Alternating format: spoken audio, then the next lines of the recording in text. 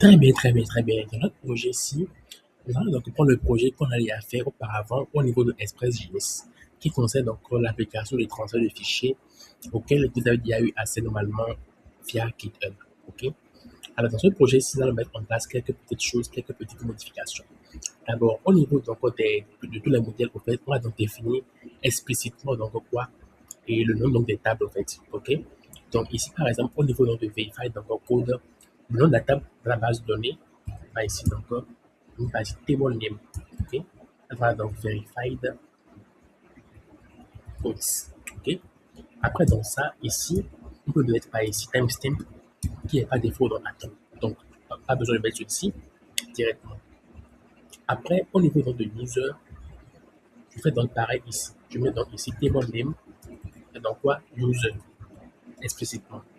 Ici, au niveau de transfert, je mets donc explicitement le nom. Pourquoi donc je le fais comme cela?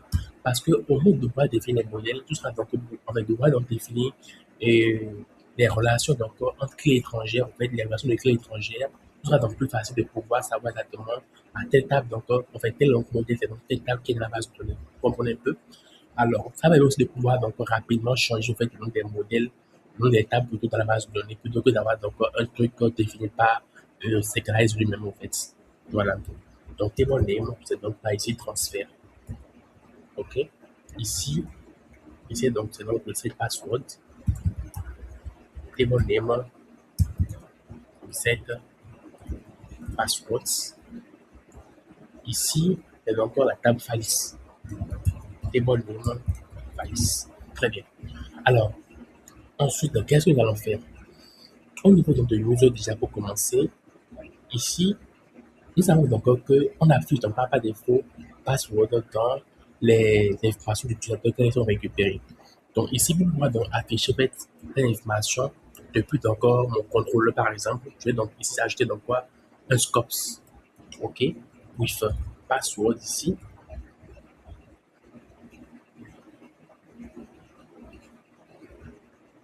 OK? Donc ici, maintenant, je mettrai include en crochet, je mets dans password.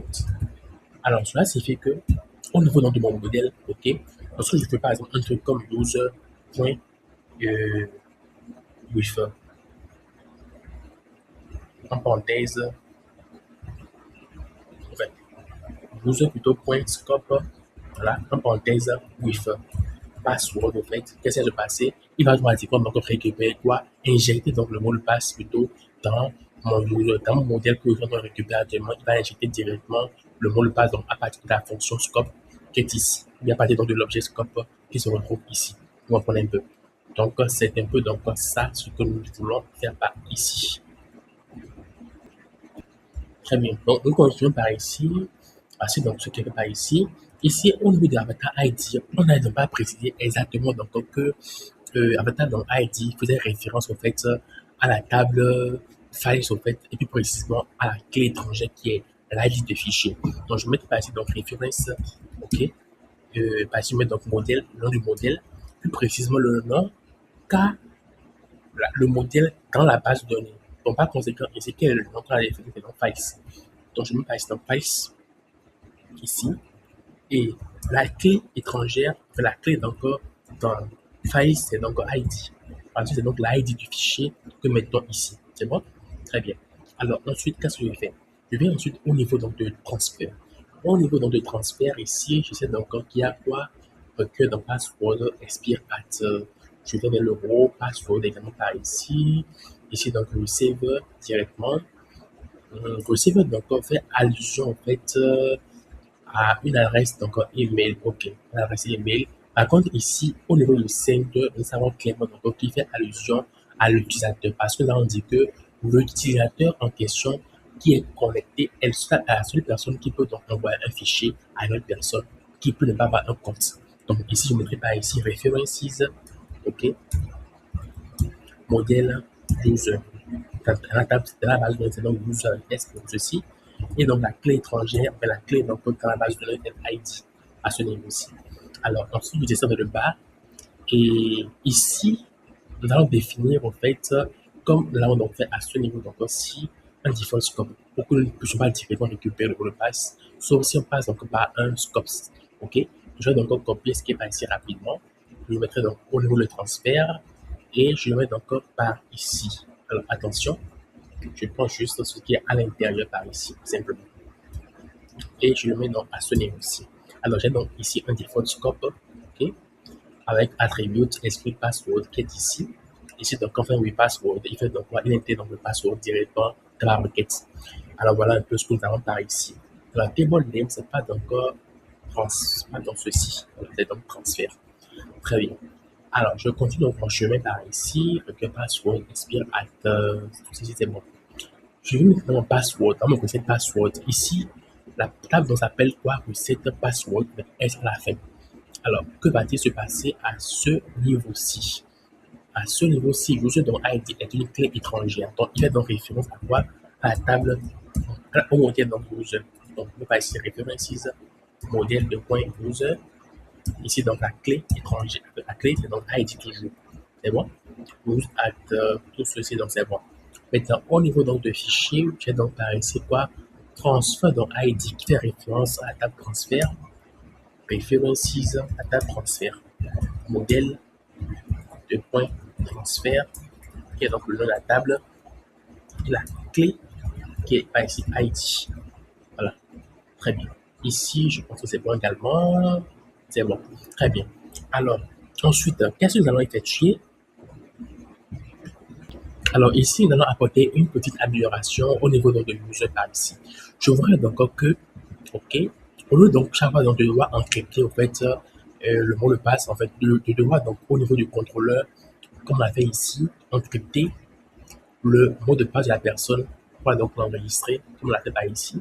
Je voudrais donc amener cette fonction-ci directement donc, au niveau du modèle pour que au moment de la création, moi je verrai juste en fait quoi le mot de passe normal envoyé par l'utilisateur et au moment de l'enregistrement, le modèle donc, automatiquement convertit le mot de passe en un mot de passe encrypté et l'enregistre en même temps sans que je le fasse. Donc ici, qu'est-ce que je vais faire? Je vais donc le couper d'ici, ok, et l'envoyer donc directement au niveau donc, de mon modèle. Donc, je vais donc au niveau du modèle utilisateur qui est ici. Et qu'est-ce que je fais? Je vais donc par ici user qui est donc le nom du modèle point before create. Before donc create, donc qui prend quoi? Qui prend donc bien sûr un nom. Il veut prendre un nom qui est par ici create, mais script password. OK? Et par ici, donc, qui prend donc ici une fonction donc titre vraiment asynchrone. Alors, ici, la fonction peut être asynchrone mais synchrone. Ici, donc, ce que l'on apparaît ici, c'est donc à l'intérieur, c'est donc l'instance qui est en cours de création. OK? Donc, qu'est-ce que nous allons faire? Nous allons commencer donc par faire un await import, OK, bcrypt. Donc, on importe en fait, le bcrypt avec une fonction dite asynchrone. Voilà, donc je prends mon async directement ici. Et ensuite, je fais donc bcrypt point .h en parenthèse le mot de passe qui est donc instance .password virgule le salt round. Le salt round qui est donc par défaut donc à 10. Et maintenant, je vais donc définir le salt round ici. Parce qu'on a déjà fait par ici à 10 avant, je vais donc mettre le salt round directement au niveau du fichier .env. Donc par ici, je vais donc salt round est égal à 10 ici. Voilà, directement. Donc, je vais mettre dans mon user et je vais donc par ici parse int pour retirer à l'intérieur en parenthèse process.env.salt round. Très bien. Donc, par ici, qu'est-ce qu'il fait? Il hache ceci, il retourne donc une promise. Par conséquent, on fera passer une input pour donc résoudre la promise en question. Donc, constante, non pas constante, instance plutôt, point password est maintenant égal à quoi? Ceci. Vous comprenez un peu, on aura de passe maintenant. Très bien. Directement. Donc ici, en fait, j'aurais donc mettre par ici instance pour créer user pour dire que c'est encore l'instance de l'utilisateur qui est en cours de création. On met donc juste là ici, donc user et le toit joué. Donc automatiquement, en fait, qu'est-ce qui se passe? C'est que quand je vais donc au niveau de mon contrôleur qui est ici, au lieu donc de faire comme ceci en réalité, je passe donc directement tout. D'accord, j'enlève ceci en fait et j'envoie donc toute la data qui contient directement password à mon create. Ce qui fait qu'au cours de la création, il acte directement donc le password qui est ici et mon va donc la donner automatiquement vers quoi? Vers la base de données de tous les jours. Donc, plus besoin donc de faire donc ce encryptage à ce niveau-ci. Alors, au niveau donc du reset, donc password ici aussi, je fais donc un encryptage à ce niveau. Donc, update que ceci, je pense que ceci, je vais le laisser au moment donc de la modification, je vais le laisser comme ceci. C'est tout, je pense bien. C'est tout. Très bien. Donc, voici donc quelques modifications à prendre en compte là ici. Maintenant, au niveau donc de notre modèle qu'il fallait aller aussi, alors là, on dit que nous voulons enregistrer le modèle directement, enfin, les fichiers directement dans le R2, plutôt donc que dans un PAF au niveau de notre dossier du projet.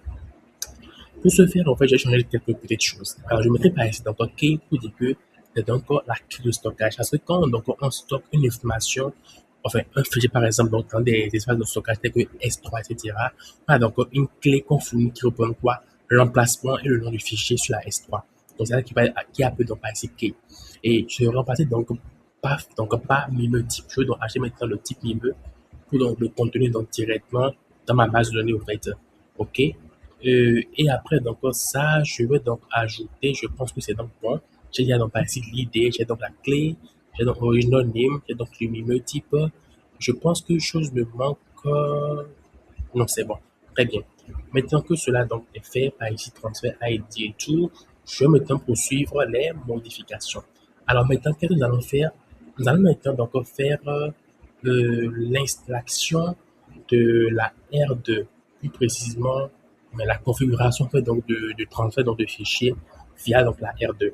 Alors, pour ce faire, nous allons donc créer alors un fichier donc de service, ok, appelé donc file service. Alors, très bien. Je vais donc créer par ici donc le fichier de service ici, qui est donc un file service. .js par ici.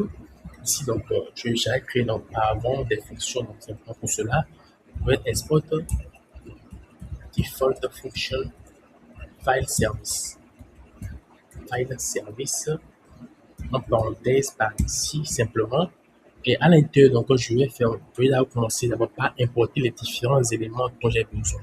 Alors, avant d'importer les différents éléments dont j'ai besoin, il a fait donc une installation de quelques donc, éléments essentiels.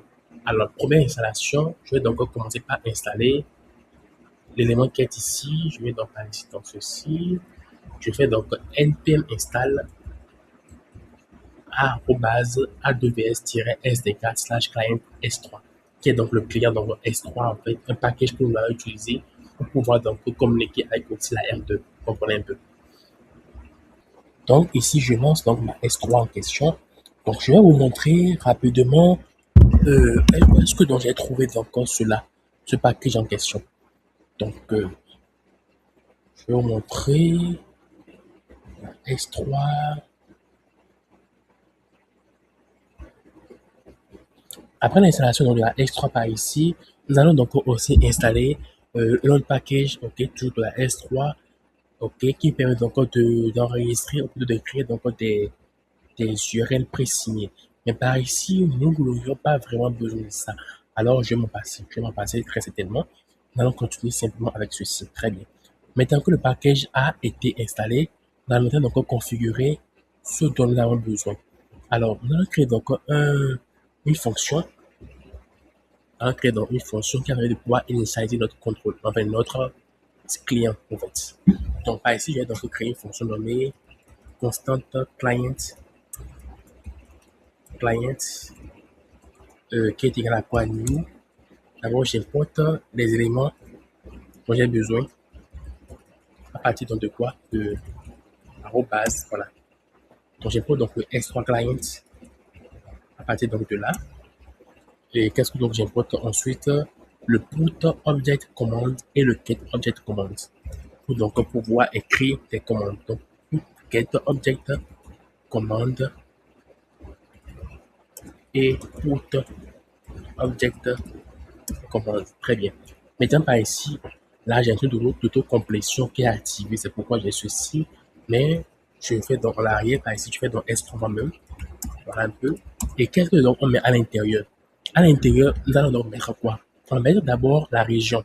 Alors, au niveau donc, du R2, pour configurer la région, OK, là, je dans R2 pour configurer la région. Je vais alors vous montrer directement donc depuis navigateur.